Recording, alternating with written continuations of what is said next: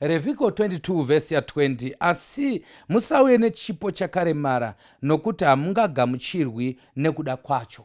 Kuchechi ndokwatinoona zvipo zvakaremara, but kana uchitengera baba vako, even father in law anopiwa zvakakora, asi father in heaven hapana chaanowana. Zvipo zvinotaridza rudo rwedu kuna Mwari, ndo zvatinopa the best, nokuti chipo chinomirira Jesu akapiwa ari the best. Heaven came down, Mwari akati ndakudurura zvese kunyika. Kana takupa ndopaunounza mari yakabvaruka, ndopaunounza chenji, ndopaunoti ndakuita ekokeshi, but kana uchipa pamuchato, nemukono wangu wemari yakati, kana kuchechi ndokunoenda hadzi, mari idzo dzamune muchiti hadzi.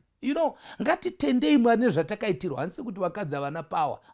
Ndingoreva hangu semeitiro atinoita. Ngatisungukei kupa Mwari the best, nokuti iye akatipa the best. Chipo chako chinofanirwa kudarika chegumi. Yes, because chegumi mutemoka, but chipo manje rudo. Kana uchipa uri kuita manyawe kuti wandiri kupa wacho munhu mukuru andi akaita zvikuru. Hatibhadhari kupiwa, nokuti takatopiwa. Hatipi kuti tipiwe, tinopa nokuti takatopiwa, takakomboregwa. Ipa kuna Jehovha nokuti akakupa.